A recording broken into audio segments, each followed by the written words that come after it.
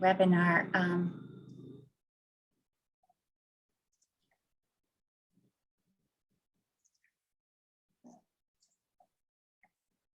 Thank you, Diane. I'm Dr. Ada Hubrig. I'm a disabled autistic non-binary scholar who works as an assistant professor of English in Sam Houston's English department. And I'm delighted to serve as the panel moderator this evening. It's a joy to get to welcome you all to this panel, again, sponsored by the Diversity and Inclusion Committee of the College of Humanities and Social Sciences, as well as the Department of Psychology and the College of Health Sciences. I do want to draw your attention to Joseph, our captioner. The caption should be going now. You'll need to click the live transcript button that shows up on the screen. We're also supposed to have an interpreter. I'm so sorry that seems to not be working at the moment. If you have joined us as an attendee and you're the interpreter, please do let me know in the chat, and I'll make sure to give you panelists permissions right away so you can join us. Again, everybody, so sorry about that. That said, I'm delighted to introduce you to our speakers tonight, Kia Brown, Ellen Samuels, and Tracy Knight. I'm going to take just a few moments to introduce each of our three panelists, and then I'm going to give them a few moments to share with you about their work within disability and disabled communities. Then we're going to switch to questions. If you have questions at any time, please go ahead and add them to the chat, and then I'll be able to sort of work through them and sort them out. That way we're not interrupting our speakers. I'm now delighted to get to introduce our speakers. Kia Brown is a journalist, author, studying actress, and screenwriter. She's the recipient of Ulta Beauty's Muse 100 Award, which is a celebration of 100 inspirational voices around beauty. She's one of the Roots 100 most influential African Americans of 2018.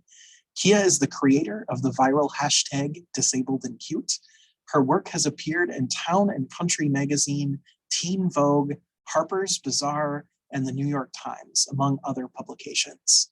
Her debut essay collection, The Pretty One, is out now, and her debut picture book, Sam Superseats, will be out in fall 2022. Thank you, Kia. Ellen Samuels is professor of gender and women's studies and English and founding member of the Disability Studies Initiative at the University of Wisconsin-Madison. Her books include Fantasies of Identification, Disability, Gender, Race, and a Crip memoir in verse, Hypermobilities. With Elizabeth Freeman, she co-edited a 2021 issue of South Atlantic Quarterly on Crip temporalities. Her critical and creative writing on disability can be found in academic journals like Disability Studies Quarterly, Signs, GLQ, and literary journals like Copper-Nickel, Brevity, and Colorado Review. She's received the Catherine Stimpson's Prize for Outstanding Feminist Scholarship and 2 Lambda Literary Awards, and is currently working on 2 new books, Double Meanings, Conjoined Twins and Cultural Resignification, and Sick Time, What Chronic Life Tells Us. Tracy Knight is an assistant professor of American Sign Language at Sam Houston State University. Her research involves the study of social identity in hearing youth who have deaf parents. She teaches all levels of American Sign Language courses, including deaf culture and deaf education. Recently, Dr. Knight was awarded a National Institute of Health grant using technological approaches to advance cancer health equity among diverse deaf, deafblind, and hard of hearing populations that has been in progress for 5 years.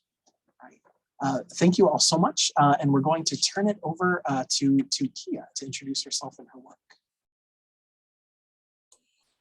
Hi, everyone. I'm really happy to be here. Like Ada said, my name is Kia, and I do a lot of work around identity and what it means to be a disabled Black queer woman in today's society, but also the ways in which that impacts not only how I see myself, but how the world sees me in turn. And a lot of the work that I do really centers on the importance of joy and letting yourself be happy and feel free enough to be yourself, because so often our narratives are drenched in trauma, and it's always about what it is we can tell that's traumatic about our lives in order to get bylines or book deals or to write articles or any sort of creative process. It's usually that the work that we do has to be steeped in trauma or some sort of hardship. And I think that while those stories are important, my goal in my work is to always center the importance of joy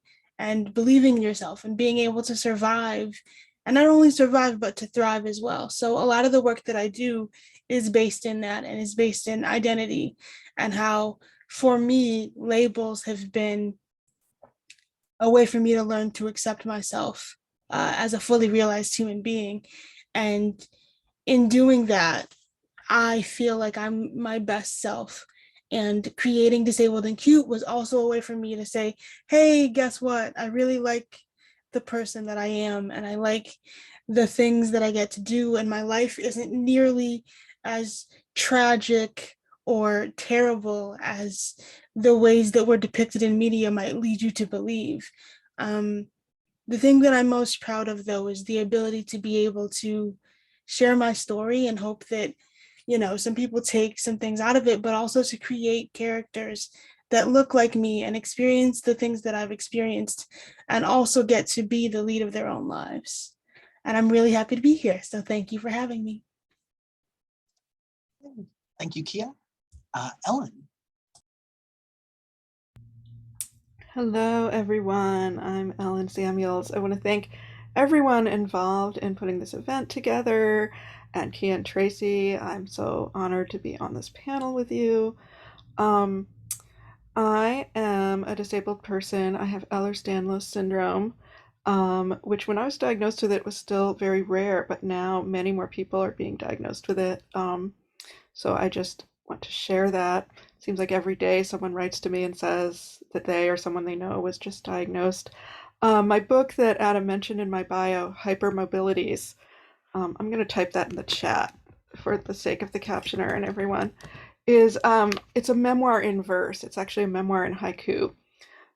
So there's more about my experience with Ehlers-Danlos syndrome and being a chronically ill person and encounters with the medical system in that book, if anyone's interested. It's poetry, so it's short. I like to say that. The piece that I published in Disability and Visibility, the Disability Visibility Reader, is called 6 Ways of Looking at Crip Time. I know some of you have read it for today. And I just wanted to mention a couple of things about it. In that piece, I say that the 6 ways I look at crip time are as time travel, grief time, broken time, sick time, writing time, and vampire time. And like much of my writing, there isn't on the surface a lot about joy in there, right? But I think that, for those of us who live with chronic illness, like joy and grief are always kind of two sides of the same coin. You find one on the other side of them. I find that, if I've spent days and days in bed being sick, getting up, I will be really joyful unloading the dishwasher because I'm able to do that day. In the piece, writing time is maybe the moment that joy emerges the most. I talk about going to graduate school and being so sick that in some of my classes I would lie on the floor and look at the undersides of the desks while my classmates were talking. And yet I still loved it because I was doing something I loved, reading and talking to very smart people and writing. And 6 Ways of Looking at Crip Time itself, when I wrote it, it was first published in an online journal called Disability Studies Quarterly. And when I published it there, first of all, I had written it several years beforehand, and I didn't try to publish it because I thought no one would care about it. It was just this little, it wasn't like the writing I was supposed to be doing to get tenure or the kind of writing that was being presented to me as what I should be doing at my job. It was like a side project, a side little thing. And then I finally sent it to Disability Studies Quarterly, and I thought, I could send it there, like 5 of my friends will read it. I'll have, a line to put on my CV. And I've been so incredibly touched and moved by the response to it, how much it's gotten shared and, reprinted in here and other places, and how many strangers write to me about it. And so, I like to tell that story because for anyone out there who's writing or creating art of any kind, it's not always the things that you think are your big project that end up being what matters in the world. Sometimes it's something on the side that just came from your heart that you didn't expect. So, and that's joy, right? Thank you. Thank you so much, Ellen. And Tracy.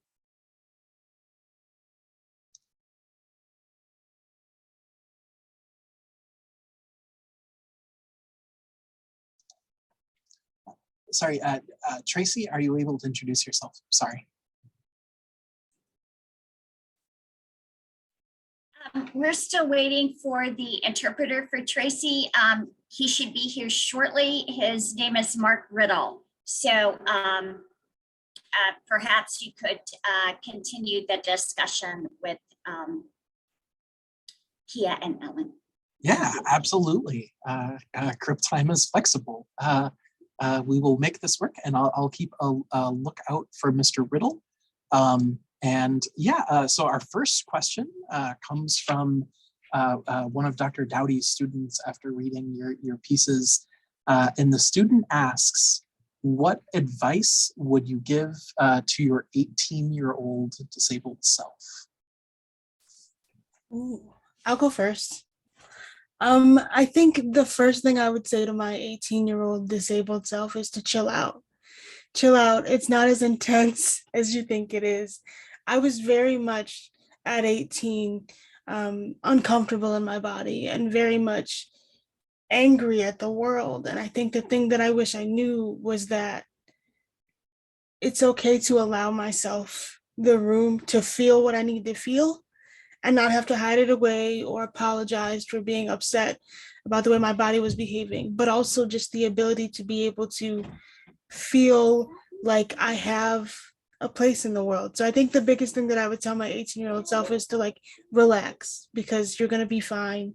And even though it feels like your world is ending just because your body is different, doesn't mean that your life is over. Because I was born with my disability, so I had it all this time. But I think when I was 18, I was really taking it the hardest because I was trying to figure out who I am as a person. And I wasn't quite sure.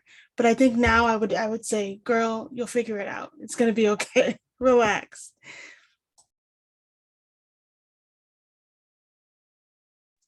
Thank you so much, Kia. Chill out. I love that. Ellen, do you have advice for your 18-year-old disabled self? I mean, my first advice would be, guess what? You're disabled. It's I was undiagnosed. My condition is genetic, but it was not severe enough to be diagnosed at birth, and I spent my childhood and my teenage years being different but not knowing why, and being called lazy a lot. So my other advice would be to say you're not lazy. Um, you're different, and you can get accommodations and do things like other people, or you don't have to be like other people. So I think that one of the things I love, being old, there was no social media, or I probably would have figured out what was going on with me a lot sooner. And I mean, I love, Disabled and Cute, that Kia created. When I saw that, I was just like, yes, oh my gosh. So my other advice would be get in a time machine, go forward, get on Twitter and follow Disabled and Cute. So.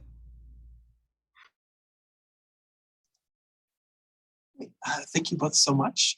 And I think connecting back to Disabled and Cute brings up, or might connect us to our next question. Before I ask the next question, I do just want to remind all of our attendees, if you have questions for the panelists, if you just want to add them to the chat, I'll be watching the chat and looking for your questions there. But again, from one of Dr. Dowdy's students, what can we do to foster disabled joy?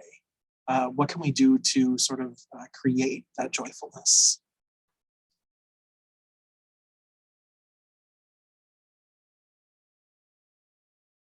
I guess I'll go first again.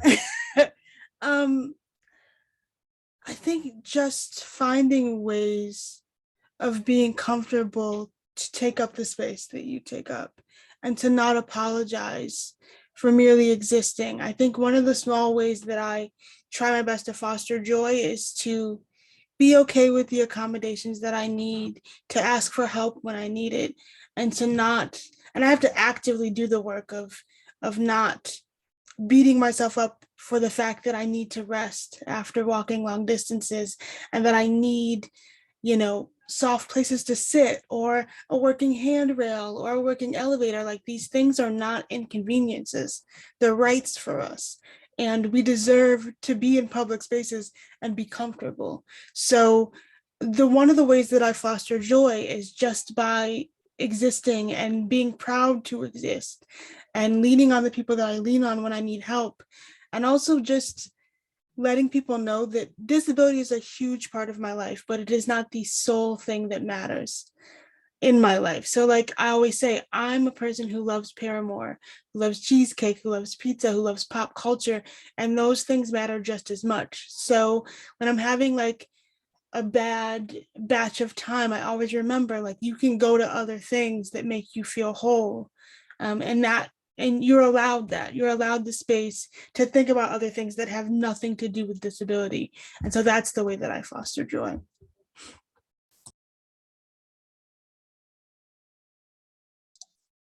Thank you so much, Kia. I love that. I was just busy trying to write down many of the brilliant things you were saying. Ellen, do you have anything you would like to add? Well, of course, I agree with everything Kia just said, except my pop culture tends toward like superheroes and Star Trek. So some nerd love going on there and pursuing those things. Just to get real professorial for a moment, there is a well documented phenomenon where people with disabilities, a wide range of disabilities, rate the quality of our lives higher than people without disabilities, right? And that is really relevant and important. For example, when we go through something like a pandemic and there's triage approaches that are saying we will devalue the lives of disabled people because it's not as important to save their lives because they don't have as much quality of life, right?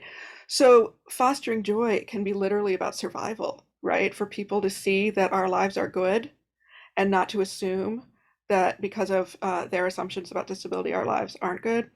And so, I think again, I can't overstate the way in which, for all its flaws, social media and the internet have enabled disabled people to be out there with our joy and to be out there and to infiltrate culture, in the sense with joy, so that other disabled people, especially disabled kids, can see that and know that's possible in their lives. So, I mean, just being like out and proud. I'm like a big queer uh, out in the street back when I could be out in the street person. And I think just being the same way about disability, totally.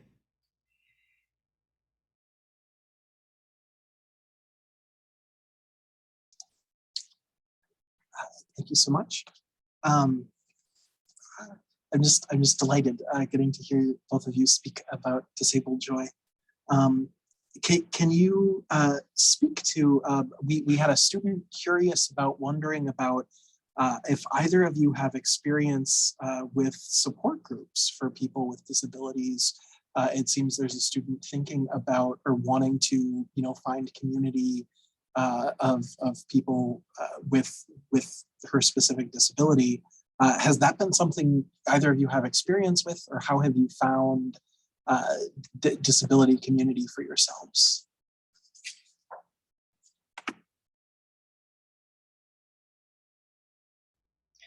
I've done a number of support groups of different kinds. When I was first really disabled by my condition was in my early 20s, and I was living in Boston, and I found a support group. I think the therapist I was seeing, had a flyer about it. Again, I'm old, no internets then. And it was about 5 or 6. It was specifically for women with physical disabilities, and There were about 5 or 6 of us, and it was run by a therapist, and you had to pay for it. But it was very helpful for me just to talk to other people, and kind of share what was going on because I was so different from my peers. I mean, even though my disability was lifelong, when I was 22, things took a sharp downward turn and really affected my mobility, and I could not do the things with my friends that I could do before. So I think support groups can be good, especially, and this goes back to Crip time and when I caught time travel. Like suddenly I had gotten pushed out of what people in their 20s, early 20s are dealing with into what people in their 60s are dealing with. And so there were people in their 60s in the group that I was like, yeah, it also hurts me when I, bend over or things like that. And I've done over the years a couple others, support groups, both formally run by therapists and informal. Um, One thing I will say is that all those support groups have been almost entirely like white women or femme identified people.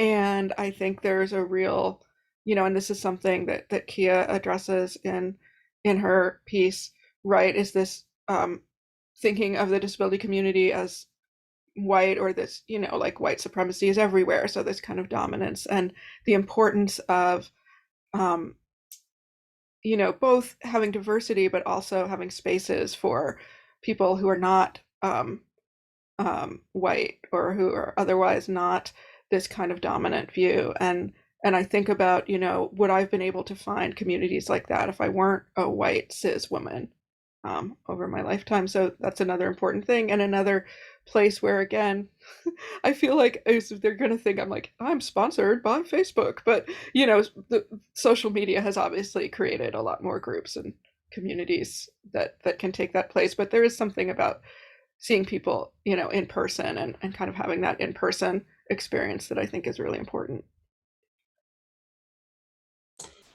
I didn't have support groups. The only support groups that I have are ones that I created online with just different disabled people in the community from Twitter and Instagram. And I created groups that way, but I never went to a formal um, group setting because those weren't available to me. So I live upper Western New York, and those just weren't an option. So when I went on my journey of learning more about my disability and feeling more comfortable in it, it was because I was on Twitter tweeting about my experiences as a disabled person and my experiences in loving and hating certain things about disability. So I didn't really have the option for a support group, but I made my own, which I feel very grateful that I was able to do so.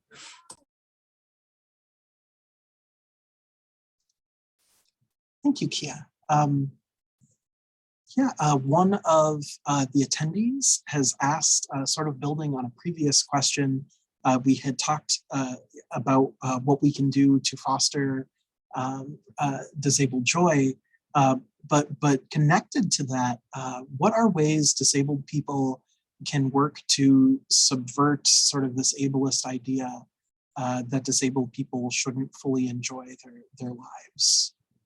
How can disabled people deal with ableist views or expectations of what our lives should look like?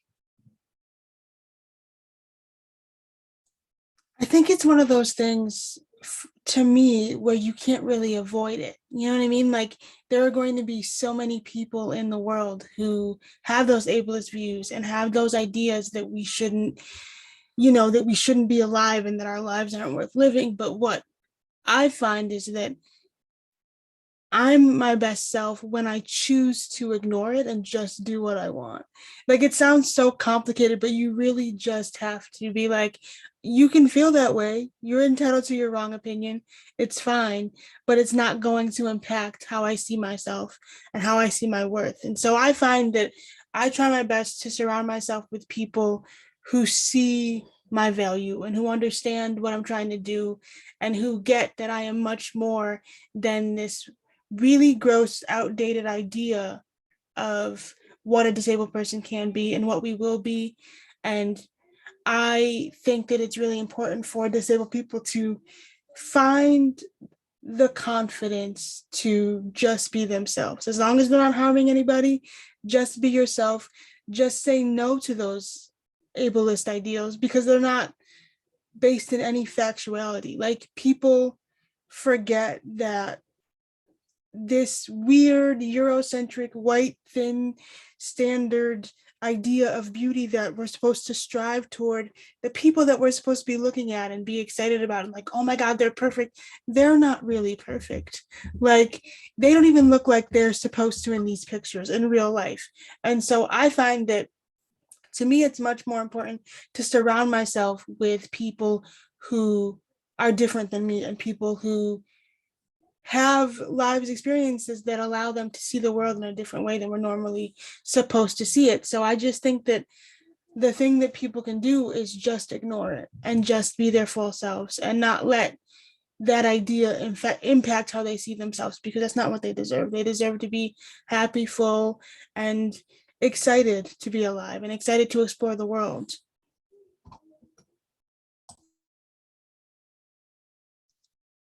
Thank you so much, Kia. Ellen, do you have anything to add about how we, as disabled people, respond to ableist attitudes that say, no, we shouldn't have spaces in public, we shouldn't have joy?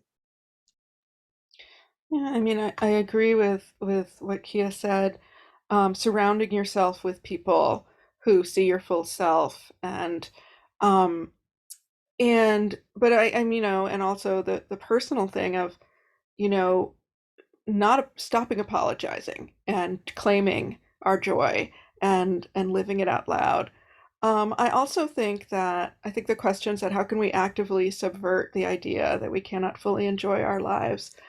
Um, I think about that even when I'm out being very visible using my mobility scooter and all the attitudes that automatically come with that. And, one of the things that's so ironic for someone like me who's um, transmobile, as some of my colleagues call it, or dynamically disabled is another really great term, where sometimes I'm walking and sometimes I'm using a mobility scooter. Um, is that I'm doing better when I'm using the scooter. Like, I can move around more. I can go anywhere I want. Um, I can wait in a line, right? Whereas if I'm walking, for me, standing is actually harder than walking, standing still. So lines are just my complete uh, nemesis. But I'll be in my scooter and I'll come up and people will be like, oh, you go to the front of the line. And I'm like, I could sit here all day. I have this scooter. So when I'm out in public doing that, trying to subvert people's attitudes by being like having a good time, like being very visibly um, living my life, which sounds, it's not a big deal, but it's so intense, the the messages we get that we kind of have to make ourselves small and not inconvenience people, and like, no, I am going to go into that boutique and look at those cute clothes even if um it looks like it would be hard to get in or whatever, because I'm going to insist on access to all the same sources of joy that non-disabled people have. Right.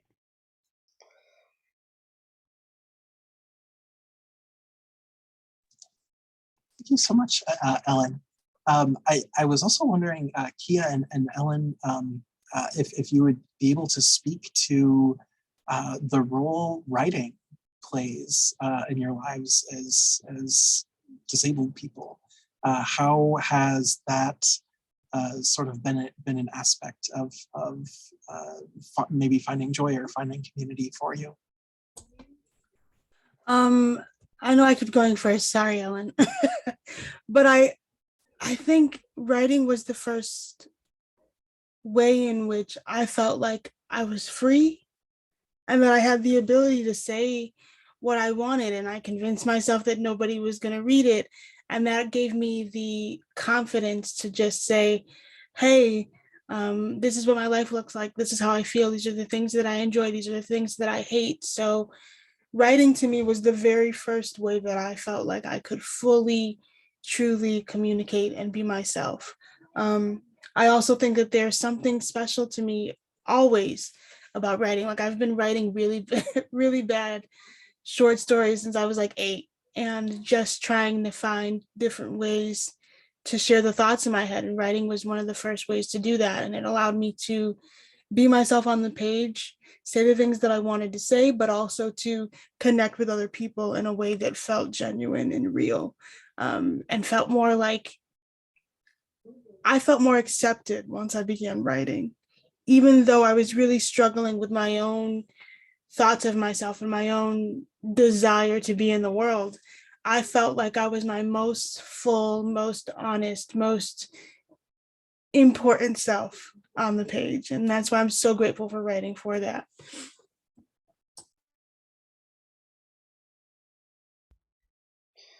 Yeah, I also I was more writing really bad poems when I was young, and I've had a strong identity as a writer in various ways over my whole life, and it feels like survival as well as joy. It feels like um, you know, something that's so important to sustain me, but also a way that I can try to make change in the world, try to connect with people. It means so much to me to know, when people are reading my writing, and it has been a source of survival or joy for them, or inspired their own writing. So um I you know writing is something that humans have developed, that is one of our most powerful um tools that we're able to do. There's a reason why oppressive regimes and systems always try to deprive the people that they're oppressing of access to the written word, to both reading and writing, is because it's so powerful. So I feel very lucky to have access to it, and to know that that's something I will be able to continue to do, even if as my disability progresses, there's other things that I can't do. My book, Hypermobilities, it's a memoir in haiku. The reason I never thought I would write a memoir in haiku, and the reason I did is because I was going through a pretty scary experience of a lot of worsening issues, and spending a lot of time in MRI machines and infusion centers, and I had to do something to kind of center myself and reconnect with myself while I was in those experiences. And so haiku was what I could write in my head, right, when I didn't have access to pen and paper. And so that's how it ended up happening, and that became a real lifeline for me. So I would say, like, writing doesn't have to look like what you think writing. You can be doing it in the notes app on your phone, you can be doing it in your head, like, um whatever way works for you is valid. And I just think, I mean, I'm sorry, English professor, I'm like, everyone should write. Everyone write. I have a 5-minute writing exercise for you right now, but I don't really. I'm not going to do that. I'll just stop. So, but the English professors in the group understand what I'm saying. Thank you both so much. So we have sort of a sensitive question. A student has asked how they might best go about finding allies. They've said that they've recently received a diagnosis of a disability, and would like to be able to seek out help. They realize they feel they'd probably do better in school, in their social life, if they have disabled community, if they have sort of support in this. And they're wondering how they might seek out disability community, and how they might approach talking about this with peers, and with people like advisors, and these kinds of people in their lives. Sorry, it's a very big, hard question. Yeah, yeah, I think that the internet is a wild place, but I can say that I found both allies and people within the community by talking about things that had nothing to do with disability, just having something else in common, like a favorite TV show or a movie or just talking about different things in pop culture allowed me to see that, like, oh, I also can have allies in this thing. So if the act of seeking out people who are disabled allies outright is confusing, then maybe try approach it from the lens of finding people who like the things you like, and then slowly bringing in that element of disability, if at all possible, or just find. There's a lot of like really nice groups. I think now there's like sections on Twitter where you can find niche groups that talk about different types of disability. So those are great, but also I think you can just ask people. You have to ask for what you want, and it can be so daunting sometimes, to be like, hi, I'm newly disabled and I'm looking for uh allies and friends so that I'm not alone in this. But I think you get so much more by asking than you think you might. And also Google is great. Google is a fantastic resource. When I first started writing in general, I was using Google for everything, like how to write this, how to write that, where to look for this. Like I was looking for friends on Google, like how to find disability centers and like all these things that would allow me to feel like, okay, I'm not going this alone. And that made me better. And also, I just want to say outright that like I really wish that we could hear Tracy's responses, because I just think that it's such a different. The ways in which we can find community is so different than what it was when I was first growing up. I'm a child of the '90s, and so I I found my people on the internet, and that's what I had, because I didn't have people in my everyday life that I could be like, hey, so let's talk about disability and what that looks like. And I think that now young people more than ever have so many resources on the internet that they can use, and hopefully they do.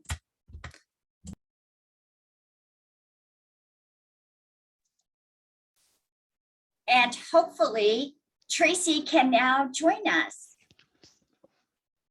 Yes, yes, yes. Finally, I apologize about that. Waiting for the interpreter to show up. So I appreciate Mark for joining us. And I wasn't the assigned interpreter for this. Tracy sent me a text asking me to join.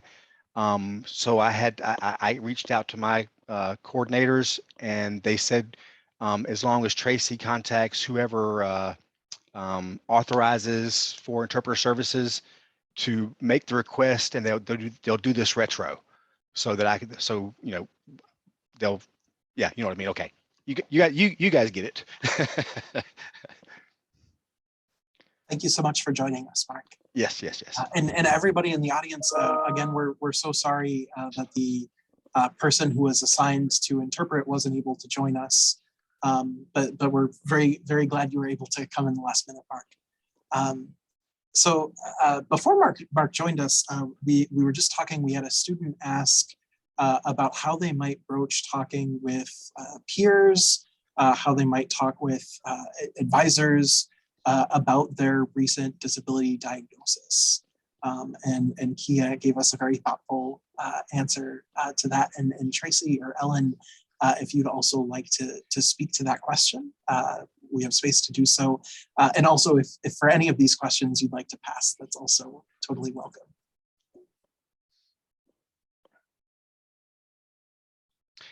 Okay, so I can let me pin you. Hold on, let me pin you so I can see you a little better. Pin. Okay, go ahead. Okay, so I've been watching the captioning on what everyone was talking about disabilities and community and those sort of things. In my case, our perspective is a little bit different because we're called the deaf community. And the reason why is because we already have our own language, our American Sign Language, and that's a visual language with facial expressions and body language and body movement to communicate. And we have our own culture. So that it is a little bit different. Now, you guys had mentioned, suppose if there was a deaf student that went to see the advisor or whatnot, just to make sure that you guys are aware about providing that sign language interpreter. That's very important.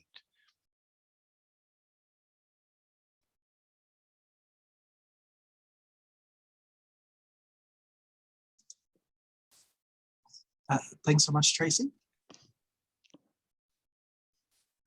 So we had another question from one of our attendees asking us to think about what advice we might give health science students that are just beginning internships and jobs in clinical environments. I know myself as a disabled chronically ill person, I've encountered a lot of ableism in medical institutions. For people just becoming medical professionals, what advice might we want to give them and how to better, more positively interact with disabled people? I'll go.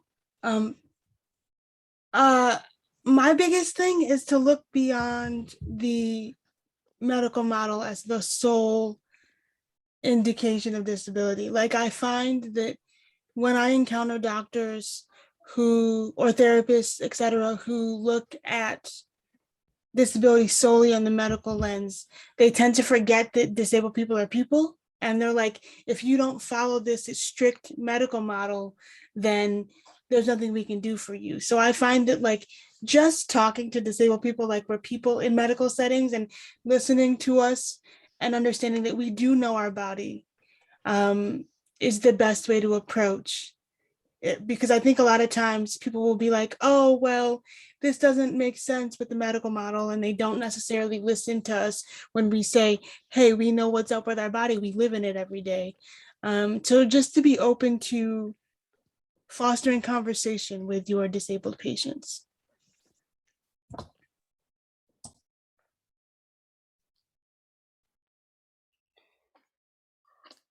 Yes, I completely agree with that. The medical model sees a disabled person as, defective, and is only interested in fixing that defect or preventing it in some way, rather than seeing us as full human beings who are part of the normal range of human diversity, right?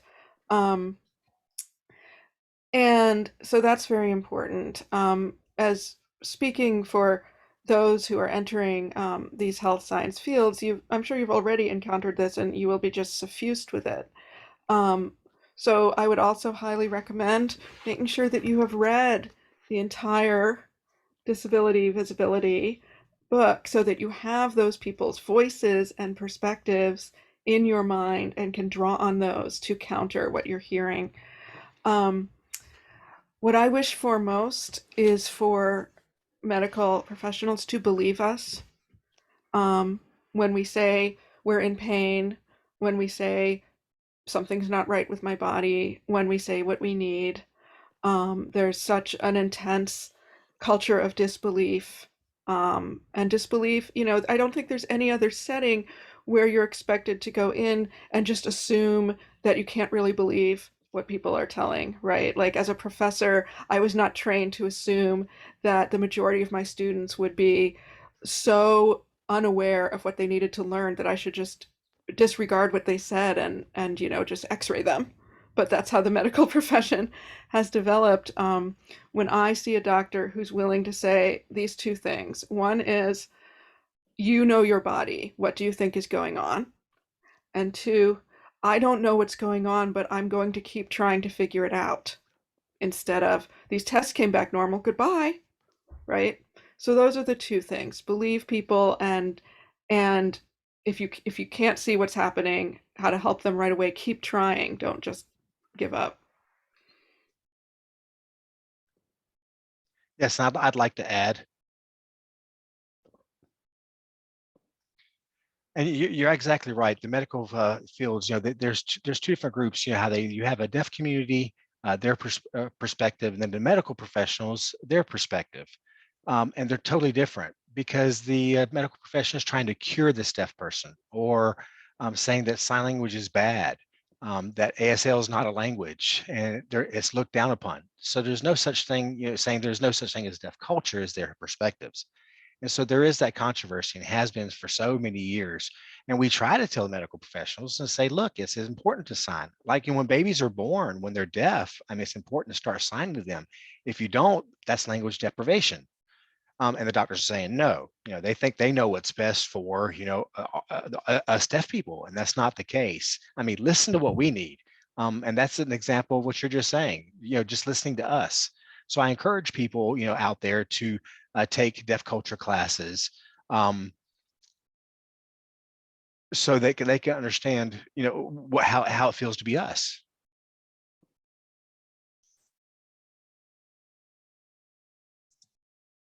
Thank you so much, everyone. I love those answers. So they can understand what it is to be us. Fantastic. So we're about running out of time. We have a question from one of the attendees, and that is, how can non-disabled people be better allies, better support the disabled community?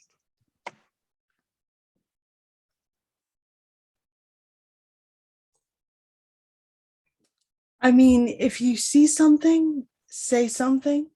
I think that's one of the biggest things that I find is having the support of somebody who will be like, that's not okay. We're not doing that. That's not how this is going to go. That's not correct. Please, speak directly to Kia, because I find that when I'm with somebody else, they speak to that other person and I'm like, hey, wait, I'm right here. I can speak for myself. And just making sure that if you see harm being done, do something about it, but also do your own private work of listening to disabled people and reading our work and keeping us in the back of your mind, so that when you enter positions of higher power or power in general, that you are thinking of us. Because oftentimes when things are created or launched or talked about, we're never really in the room. So if we can't be in the room where these things are happening, you need to do the work of making sure that you're thinking of us if you want to really truly be considered an ally.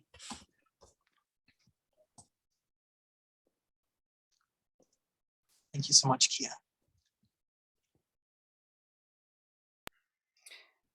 Yes, I totally agree with that. I think that I would go even beyond ally and say accomplice, right? Um, don't wait for the deaf person to point out that you need to have captioning and ASL interpretation. Don't wait for the wheelchair user to be there to see that you need to have elevators and ramps and flat entrances and an accessible bathroom. There's so many times that, like, especially restaurants and places like that, oh, we're wheelchair accessible, and you get there and they're like, oh no, the bathroom isn't. And it's like, are you aware that people need to go to the bathroom? And I mean, still we have airplanes without wheelchair accessible bathrooms in the year 2022. you know um and and think about that yourself. When you post an image or share an image on social media, do you put the alt text? Both Twitter and now Facebook have made it a lot easier to put in the alt text, and and what it means to be start thinking that way, so that you are moving within the world of access, even if it's not access you personally need. And I'd also add, this is something that's not just for non-disabled people to do, but for us to do cross disabilities, right?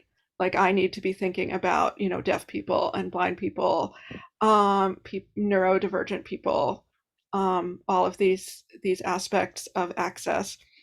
And the other thing is to never assume that you know who's disabled or not, right? So many of us are not don't fit into what you would assume are disabled when you would look at us or hear us. And so you can never assume you're in a room that doesn't include disabled people. And in fact, you almost always will be in a room with disabled people if you have, 5 or more people in the room. That's just statistics. So those are all some tips that I would give. Thank you.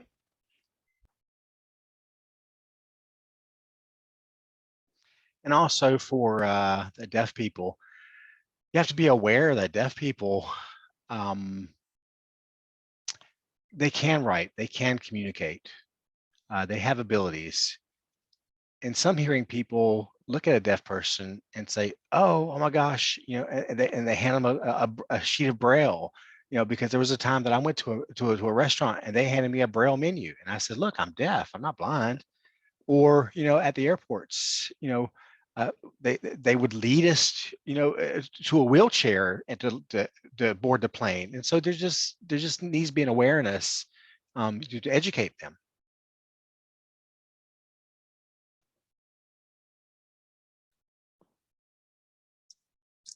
All right. Thank you all so much. We only have a couple minutes left, but I just wanted to create a space. I know people had asked questions related to how to better listen to disabled people and where they could go to learn more. So I just thought if each of you wanted to share just a couple, maybe reading recommendations or podcasts or any sort of media created by disabled people for our audience members, just what might you want to share with our audience? I'll go up first again. Read Disability Visibility, please, the whole thing. Read The Pretty One. Not to plug myself, but read The Pretty One. There's a lot there for you to learn. Follow people on social media like Rebecca Coakley, Melissa Thompson, Alice Wong. Watch us in media, like Special is canceled, but go watch Special on Netflix. Go watch Crip Camp. Go watch Coda. Just make sure that it's not just lip service, that you are actually consuming things that we create, and that you're really taking the time to think about the topics brought up in these pieces of media. Make sure that you're not just reading our work and consuming it, but also becoming friends with disabled people and listening to us. And even if it's just like colleagues, just make sure that you're doing more than lip service. But definitely check out Disability Visibility. Alice Wong also has a memoir coming out. I think it's next year, that I'm so excited for. There's tons of lists on the internet of books in particular by disabled and deaf people that will be available for you via Google that I highly, highly recommend. I think Book Riot has a fantastic list. So definitely go there.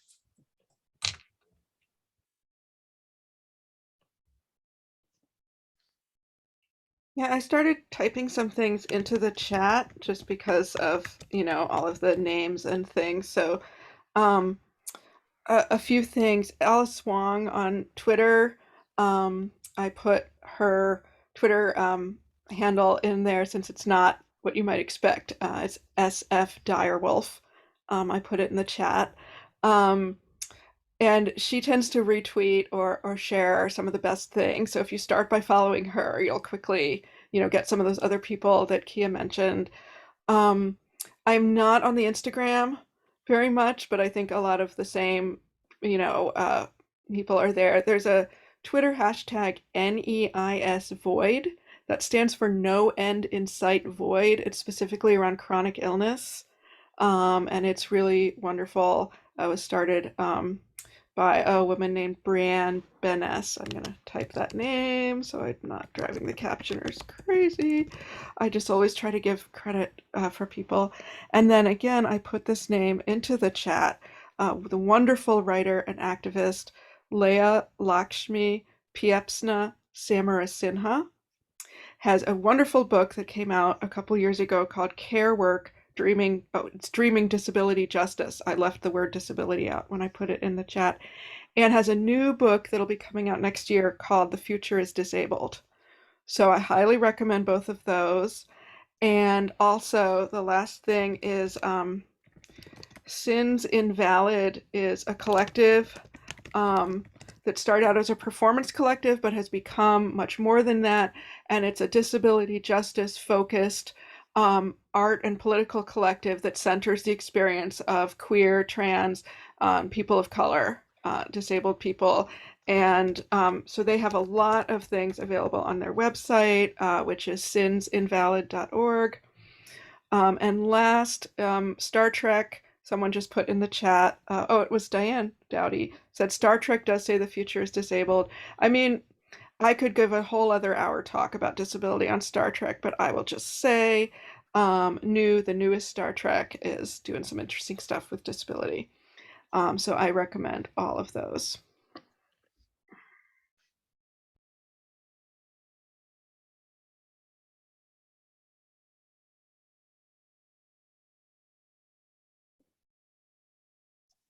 All right, kind humans, thank you so much. We are at time, but I'm so grateful to our panelists, for our captioner, for our interpreter, to those who sponsored tonight's talk.